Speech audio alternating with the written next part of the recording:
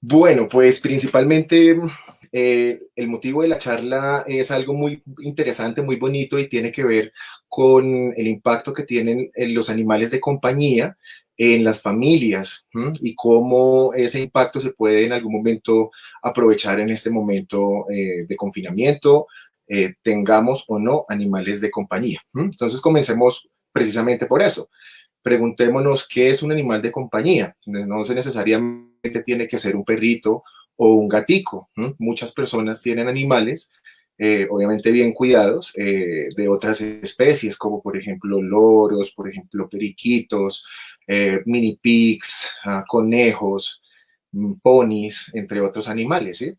Entonces, finalmente, lo importante, más allá que sea un animal doméstico, es finalmente la relación que hay entre especies, una relación interespecífica. ¿Mm? Entonces, pues bueno, um, para poder comenzar a retomar este tema, necesitaríamos, por lo tanto, devolvernos un poco, hacer una retrospectiva en la marcha a lo que ha sido nuestro devenir evolutivo como especie, tanto como Homo sapiens, como los cánidos, en el caso tal, por ejemplo, de los perros, o de algunos otros animales que están tal vez más recientes con nosotros. ¿M? En el caso de los perros, podemos hablar de una historia de 14.000 años, precisamente en donde hemos compartido una serie de historias y aventuras increíbles. Dentro de esas aventuras, pues vamos a tener un aporte mutuo, es decir, en este caso los perros nos brindaron en algún sentido seguridad, nos brindaron eh, la tranquilidad de que nos avisaran que hubieran presas e incluso perseguir algunos animales que podíamos cazar en ese momento en que estábamos precisamente en la migración.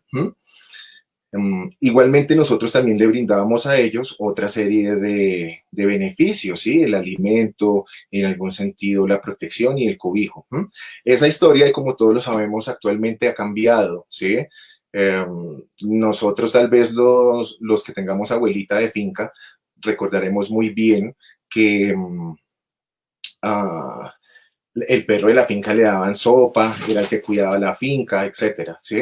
Ya esa relación ha cambiado y esa relación ahora se ha convertido precisamente en el, el animal de compañía como un miembro más de la familia, ¿m? Al cual debemos garantizar una serie de bienestar, de criterios relacionados con el bienestar animal, por ejemplo, como espacios adecuados, como la oportunidad de comportarse como especie, como tener un bienestar físico, tener un bienestar emocional, tener un veterinario a la mano, etcétera.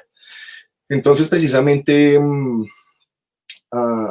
esta relación y todo este devenir evolutivo con los animales nos ha permitido tener cierto tipo de comunicación y cierto tipo de comunicación no solamente a nivel no verbal, sino también en la interacción que hay frente al sistema nervioso.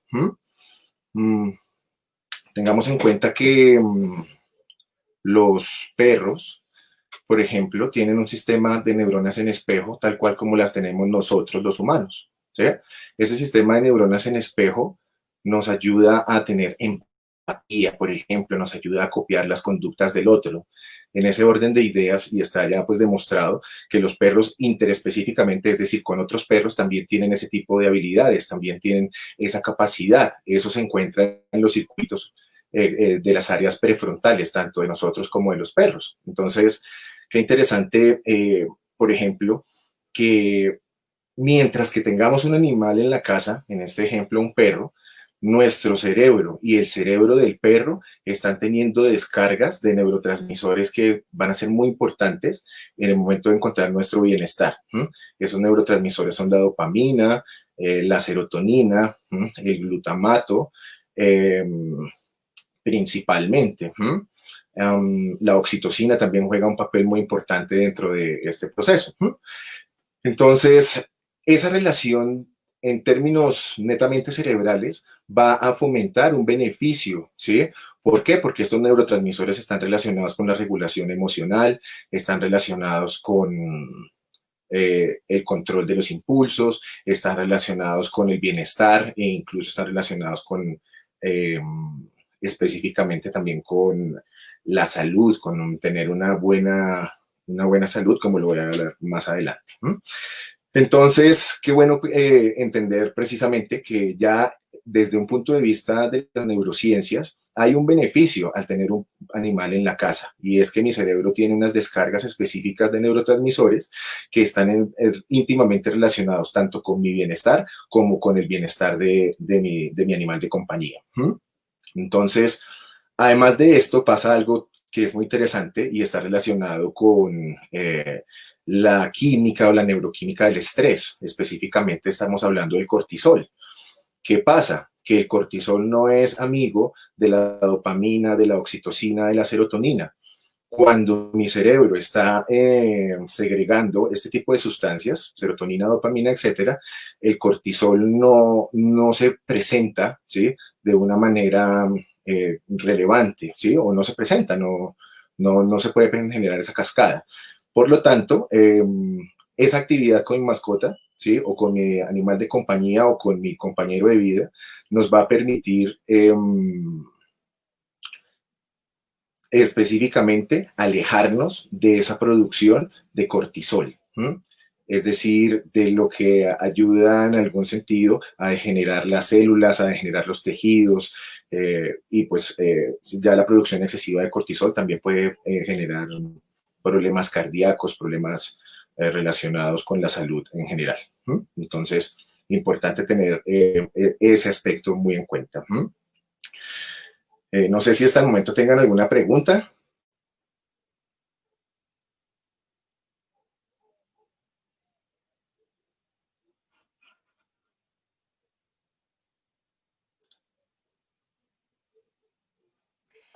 Juan Hola. Pablo, pues mira, ya que definitivamente paraste para que te hiciéramos preguntas, definitivamente sí. Daniela Melo, ¿verdad? Nos preguntó sobre un tema de las neuronas espejo, ya que lo estás hablando. Ella nos dice, ¿las neuronas espejo cambian en los animales adoptados o que fueron maltratados en el pasado?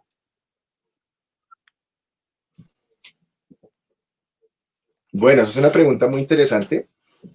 Eh, digamos que el sistema de neuronas en espejo es el resultado no solamente de las experiencias, ¿sí?, previas dentro de la historia de vida del individuo, sino pues es el resultado del devenir evolutivo o de la historia evolutiva del hombre con el perro en el ejemplo que estoy dando, ¿sí? Es decir, 14.000 años han permitido en algún sentido que se genere ese acto de neurociencia social. Ahora bien, comienza la historia de aprendizaje y un animal rescatado normalmente es un animal que ha sufrido en algún momento pues ciertas limitaciones, ¿sí? Y también pues ha sufrido, ¿sí?, a la deriva, al maltrato seguramente, etcétera, ¿sí? De por sí, pues el maltrato y todos estos comportamientos generan miedo, ¿sí? O están relacionados con el miedo. Entonces, ¿qué ocurre? Que el miedo en los animales de calle es una emoción supremamente adaptativa. Por lo tanto, si dos perritos de la calle, por ejemplo, tuvieron crías, es muy probable que las crías tengan una alta proporción, ¿sí?, de tener ese mismo rasgo temperamental que los papás, ¿sí? Entonces, si vamos a hablar específicamente de perritos rescatados, debemos partir de esa sospecha, ¿sí?, de ese principio, y es que la capacidad o la temerosidad que pueden tener es mayor, pueden ser más reactivos en ese sentido. Ok, ok, súper interesante. Mira que precisamente acabó de llegar otra pregunta de Carolina Gutiérrez. Ella dice, ¿existe evidencia del efecto del acompañamiento de un animal a personas con enfermedades crónicas? Sí, mira, efectivamente, hay estudios que evidencian, por ejemplo, el bienestar que obtienen las personas con trastornos neurodegenerativos, ¿sí? ¿Por qué? Porque el animal de compañía en algún sentido va a promover la psicomotricidad, va a promover la actividad motora, va a promover desde aspectos tan básicos en la neuropsicología psicología como la función ejecutiva de algo tan básico como darle de comer, etcétera. Entonces, sí, efectivamente hay evidencia, eh, pues específicamente con población en riesgo de neurodegeneración. Ok.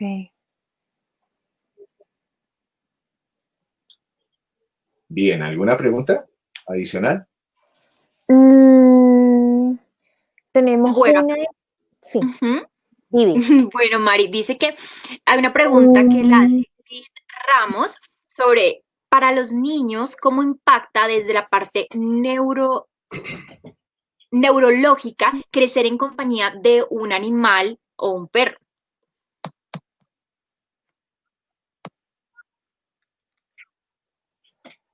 Sí. Bueno, para darte esa respuesta tengo que tal vez mostrarte las dos caras de lo que hago, ¿sí? Por un lado está el bienestar del niño, ¿sí? Pero por el otro lado está el bienestar del animal de compañía, ¿sí? Si hablamos específicamente del bienestar del niño y se lleva a un proceso adecuado en donde el niño adquiera patrones o pautas de crianza para su cachorro, genial, ¿sí? Porque vamos a tener un niño con una estructura, ¿sí? Con un comportamiento organizado, etcétera, ¿sí? En ese sentido está súper. Eh, ¿Qué permite en el niño? ¿Sí? A nivel neurológico, pues efectivamente si es un niño, pues está en una fase de neuroplasticidad altísima. Entonces va a tener pues, seguramente una mayor disposición debido a la estimulación adicional del animal de compañía a aprovechar esa neuroplasticidad en determinadas funciones. ¿Sí? Ahora, eso lo hablo por el bienestar humano, ¿sí? Sí. Yo hablo específicamente del bienestar del perro o del gato o del hámster o del pollito, ¿sí? Sin tener en cuenta las pautas de crianza del niño, es peligroso porque muchas veces los niños no comprenden los umbrales de dolor o no entienden aún la diferencia entre jalar, eh, no sé, la falda de la mamá y la oreja del perro, ¿sí? O no tienen como esas experiencias, ¿sí? También los niños son muy juguetones y cuando interactúan con los perros, los perros se saturan de esa emoción y puedo tener perros después con problemas de comportamiento muy ansiosos porque no han tenido, digamos, cierres dentro del juego, como hacemos nosotros en el parque cuando le decimos al perro, listo, nos vamos para la casa. Y eso es un cierre, el perro entiende que ya llegó el momento de partir.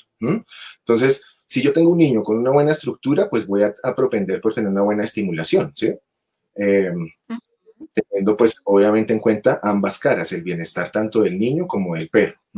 Ya específicamente, si hablamos en términos neurológicos de los aspectos o de los impactos que tienen los animales de compañía, efectivamente hay estudios relacionados no solamente con niños normales, sino con niños con autismo o síndromes relacionados con el espectro autista, niños con problemas de ansiedad, ¿sí?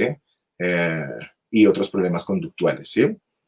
También es Ok. importante, ya que estamos hablando de niños, eh, recordar, yo creo que la mayoría lo sabemos, que los niños que maltratan animales ya es una característica, una disposición para tener algún comportamiento más adelante relacionado con lo social, ¿no? Con una alteración a nivel social en algunos casos. No estamos generalizando, pero pues por eso yo creo que la educación se da en casa y los papás que nos están escuchando en este momento eh, deben tener muy en cuenta eso, que si van a tener un perrito, ¿sí? Que si van a adoptar un perrito después de la charla, pues tratar de que sea en las mejores condiciones y bajo los protocolos para tener un buen animal de compañía, tranquilo sobre todo, ¿sí? No Ujú. ansioso, Claro, etcétera. Ok, muy claro. importante esto. Por acá tenemos otra pregunta, Juan Pablo, ya que nos Bueno, abre como la posibilidad. Preguntan por acá si puedes hablar un poco sobre la humanización de los animales domésticos, aquello que la gente de forma coloquial llama como hijos perrunos.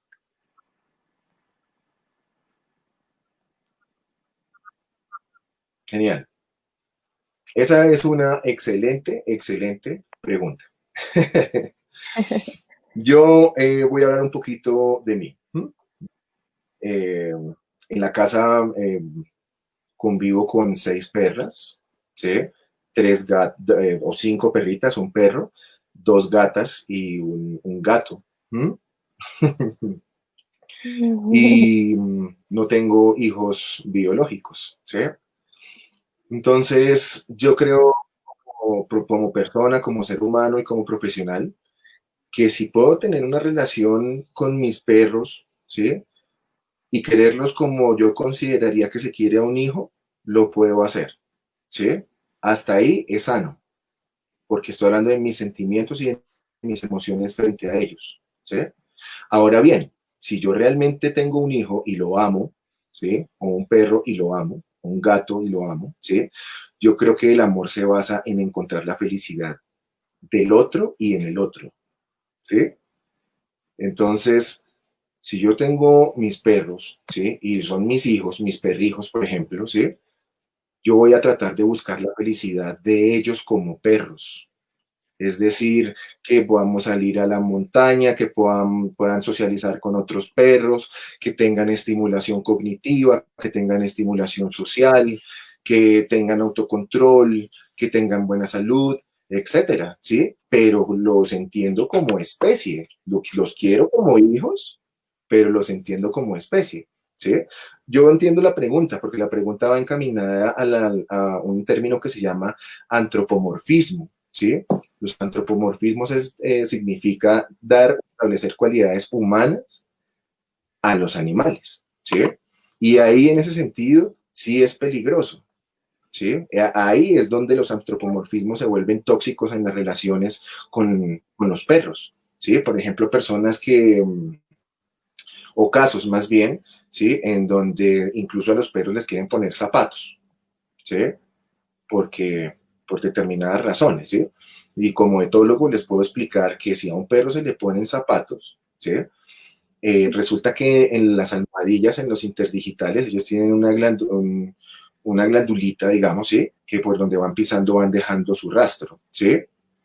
Eso puede servir muchísimo para muchas cosas, ¿sí? Evolutiva, filogenéticamente, seguramente tuvo que ver con la caza, ¿sí? Cuando eran cazadores. Ahora, si el perro de pronto por cuestiones del destino, ¿sí? El universo no lo quiera, el perro se asusta en el parque y sale corriendo, es muy probable que el perro vuelva a casa, precisamente devolviéndose por el rastro de sus huellas. Muchas veces pasa eso, ¿sí? Mientras que si le pongo unos zapatos al perro, ¿sí? Entonces estoy teniendo un NN, ¿sí? O sea, salgo a la calle prácticamente, ¿sí? Con la mitad de mi información nula, precisamente porque me pusieron unos zapatos, ¿sí? Otro ejemplo, los perros no sudan como sudamos nosotros, los perros sudan jadeando, jadean y van enfriando la saliva, ¿sí? Y van enfriando el aire, ¿sí? Muchas veces por antropomorfizarlos, por ejemplo, he visto perros en ciclovía en Bogotá a las 12 del día con un sol impresionante corriendo o al lado de una bicicleta, ¿sí? Solamente porque se ve bien. Ese sentido sí es tóxico. Ese sentido sí es tóxico, ¿sí? Saber, por ejemplo, cada cuánto se acicala mi perro. Y esto es muy importante y me voy a adelantar un poquito al tema de lo que vamos a hablar mañana. Y es, por ejemplo, ahorita que estamos en confinamiento, los perros están con nosotros o los gatos mucho tiempo y durante ese tiempo hay comunicación táctil, es decir, los estamos acariciando, ¿sí? Esas caricias, ¿sí? En algún sentido son buenos porque mi cerebro segrega oxitocina, etcétera, ¿sí? Pero tan constante, tan frecuente, ¿sí? Va a hacer que el vínculo sea tan fuerte que se puedan generar problemas de ansiedad o de sobreprotección. ¿Sí? Es un adelantito para lo que vamos a hablar tal vez mañana. ¿Sí? Ok.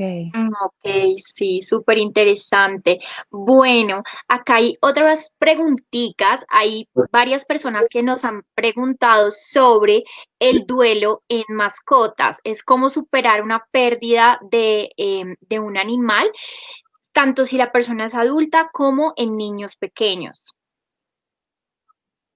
Sí. Bueno, pues ese es un tema muy de mucha sensibilidad, ¿sí? Porque no es fácil, ¿sí? Ya, por ejemplo, yo también he tenido que pasar por esas y es una cosa muy fuerte emocionalmente. ¿sí? Muy fuerte porque uno en su animal de compañía muchas veces deposita muchos paquetes emocionales, llamémoslo así, ¿sí? O transfiere, bueno, no sé, muchas cosas. Entonces, el duelo, pues yo considero que se debe vivir tal cual como se vive el duelo de un familiar o el duelo de un amigo, iniciando con la etapa de negación, ¿sí? O con esa etapa en donde uno de verdad siente que está como en un sueño adormilado, que no entiende realmente qué es lo que está pasando y no cree y va a esperar que en algún momento otra vez se levante y siga la vida, ¿sí? Esa parte seguramente se requiere, en esa parte se requiere un acompañamiento, más allá yo creo que de una intervención en consulta, sí, creo que en ese momento se requiere más de un acompañamiento del terapeuta de la familia, ¿sí? Creo que también hay que dar un espacio sano, ¿sí? Para hacer el duelo, y eso no ocurre frecuentemente. Lo que ocurre es que se me murió mi gatico, mi conejito, mi pollito, ¿sí? Y mejor, y voy, adopto o compro uno y lo traigo a la casa, ¿sí? Sin vivir ese duelo, ¿sí? Muchas veces, y lo he atendido en consulta muchas veces, este caso es porque al nuevo integrante o el recién llegado, se sobreprotege, ¿sí? Por la culpa o por los nervios de lo que ocurrió en el pasado, ¿sí? Y eso va a generar un problema de conducta. Ok, claro. Entonces, es un duelo que hay que vivir, ¿sí? Y es un duelo que hay que saber en qué momento, seguramente, si quiero tener otro animal, sea el momento adecuado. Creo que eso es lo más importante.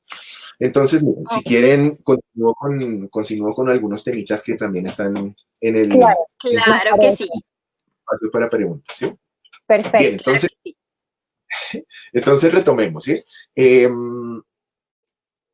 Somos dos especies distintas, ¿sí? Tenemos una historia evolutiva de mínimo 14.000 años, o según otros estudios 25.000 años, ¿sí? Y ahora vivimos en casa, ¿sí? Los quiero como hijos, algunas personas, ¿sí? Eh, y los acojo como un miembro más de la familia. Todo ese devenir evolutivo ha hecho que nosotros podamos entendernos con nuestros animales de compañía. ¿Por qué nos entendemos? Porque la mayoría de animales son mamíferos, ¿sí?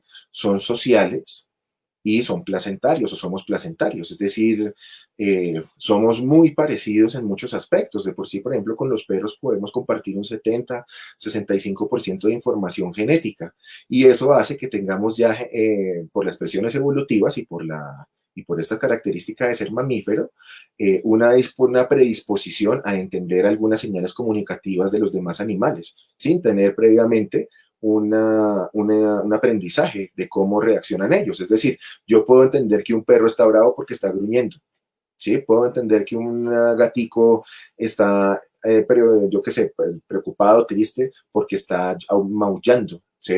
O pidiendo alimento, ¿sí? Obviamente con el tiempo uno conoce y va afinando un poco más ese ojo, ¿sí? Entonces es importante que tengamos eso en cuenta y que tengamos una relación sana, ¿sí? Entonces, por qué comienzo explicando esto? Comienzo explicando esto porque eh, finalmente, aparte de que nuestros animales de compañía nos generan un beneficio tremendo, ¿sí? En este momento de confinamiento y cuando no lo estamos también, debemos comprender que tienen una serie de necesidades y que hay evidencia empírica a través de resonancias magnéticas funcionales, que hay un sistema de neuronas en espejo, tanto en nosotros como en ellos, y que eso está relacionado con la empatía. Esta interacción entre las dos especies también ha permitido que tengamos una comprensión de señales con una función, es decir, señales de apaciguamiento, señales de advertencia, señales de calma, etcétera, ¿sí? Entonces, si yo conozco específicamente de esas señales, pues voy a ayudar incluso a mi animal de compañía, a mi perro, a mi gato, a poder gestionar el estrés. ¿De qué estoy hablando? Por ejemplo, tengo mi perro, ¿sí? Y está relamiéndose mucho o se está sacudiendo mucho, ¿sí? Esa es una señal de apaciguamiento y de que está tratando de calmarse porque algo está ocurriendo en el ambiente. Entonces, si tengo una buena lectura, voy a tener la capacidad de modificar el ambiente para ayudarle. ¿Listo? Entonces, eso también es muy importante, ¿sí? ¿Qué beneficios obtenemos o las familias al compartir nuestra vida con los animales de compañía?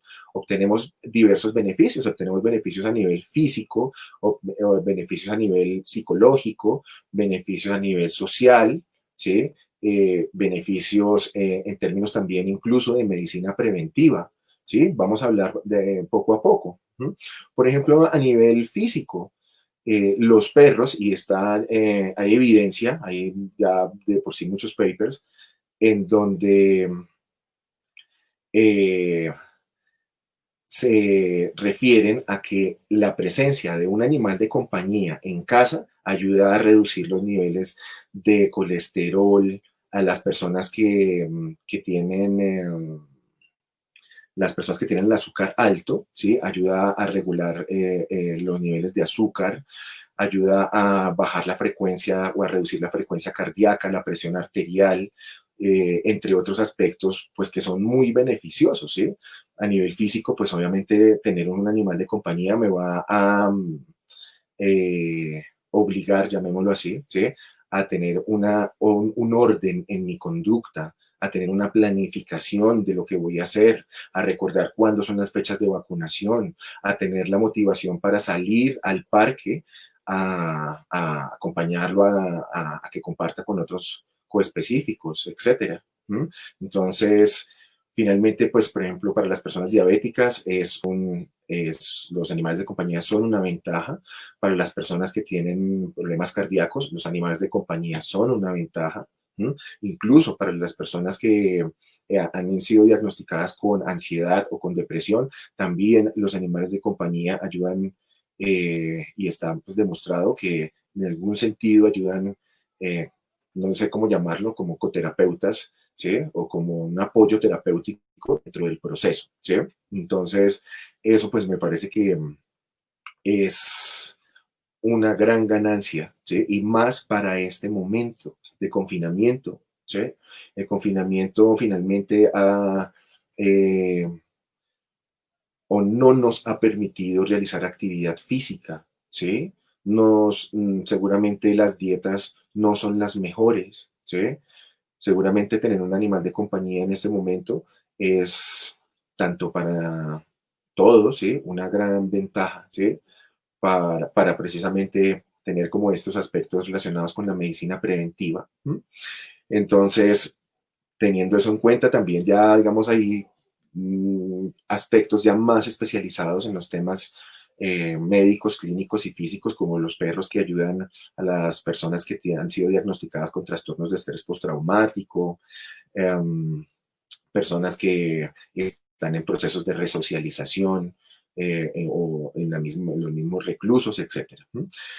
Entonces, en esos términos, pues tener un animal de compañía para las familias está buenísimo, está genial, ¿sí? Ya hablamos para concluir, también pues hay otros beneficios que están relacionados con la socialización, con el desarrollo de las habilidades sociales. ¿Sí? Tener un perro es un facilitador. Voy al parque, me dicen qué perro tan bonito, me preguntan cómo se llama. Una habilidad social es iniciar una conversación y seguramente, ¿sí? Si la persona es tímida o tiene bajas habilidades sociales, los perros, en este ejemplo, o los animalitos, nos van a permitir desarrollar esas habilidades sociales, ¿sí? Desarrollar seguramente esa empatía. Incluso hay un estudio muy interesante que revisé hace poco, ya en donde se hablaba sobre las personas que tienen perros, les gusta conocer otras personas que tengan perros porque desarrollan más confianza, ¿sí? Entonces, eso también es una cuestión muy interesante, ¿sí?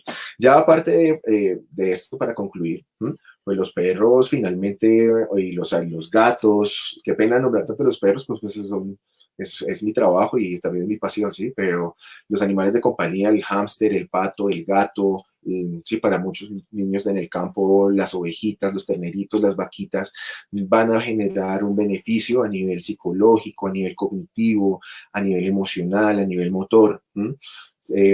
Tal vez no soy el más experto en mindfulness, pero sí puedo afirmar, ¿sí? Atrevidamente, que los animales perros, gatos, etcétera, viven en un estado aquí y ahora, ¿sí? Viven en un estado de conciencia plena, llamémoslo así, pues disculpa el atrevimiento, pero los perros no están preocupados por lo que va a pasar, por lo que pasó ayer, ni ansiosos por saber si les van a dar de comida o les van a sacar. Los perros están mirando las flores y están mirando las flores. Los perros están con otros perros jugando y están con otros perros jugando.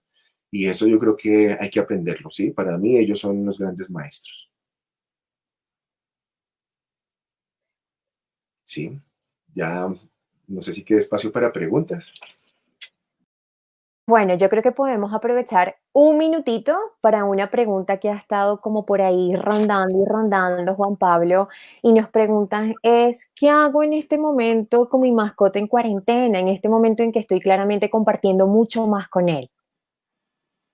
Sí, hay que hacer algunas cosas y dejar de hacer otras, ¿sí? De eso mañana voy a hablar con más calma, ¿sí?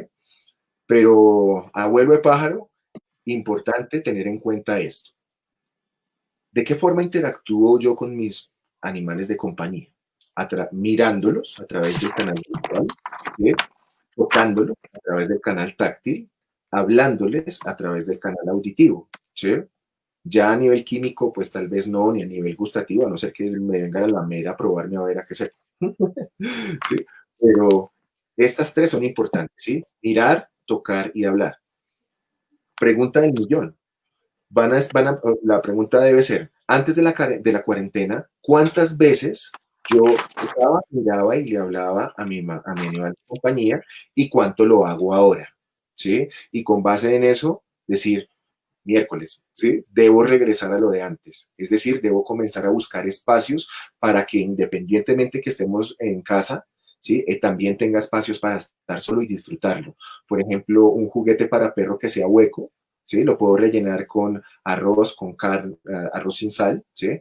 Con carne o con algo que tenga proteína, congelarlo durante toda la noche y dejárselo en una habitación mientras que yo estoy en otra viendo televisión o haciendo otra cosa para que él asocie que estar solo también está chévere, ¿sí? Entonces, todo eso, ¿sí? Eso es lo que hay que dejar de hacer, ¿sí? Es importante, ya después profundizaré un poco más, ¿sí? Y lo otro es qué hacer.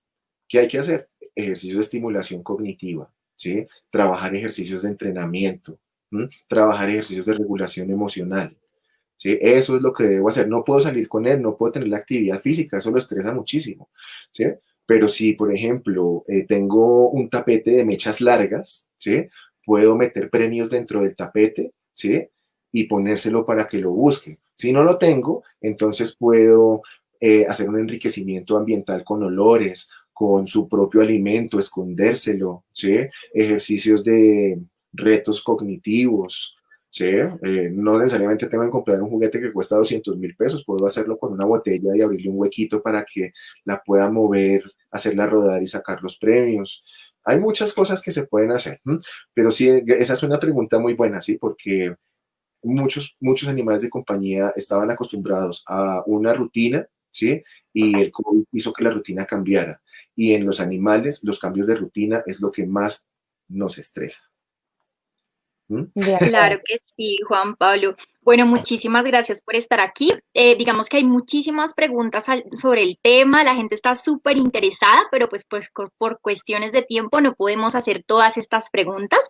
Pero tenemos mañana a las 2 de la tarde una charla que se llama Gruñidos, Arañazos y Destrozos, Cambios Comportamentales de las Mascotas en Cuarentena, y creo que bastantes de las preguntas que hicieron se pueden solucionar en este espacio mañana a las 2 de la tarde. Entonces los invitamos a todos los que hicieron estas preguntas a conectarse mañana. Vale. Muchas Gracias, gracias. Bueno, Juan Pablo. Gracias por el muchas espacio. gracias. Muchas gracias a ustedes.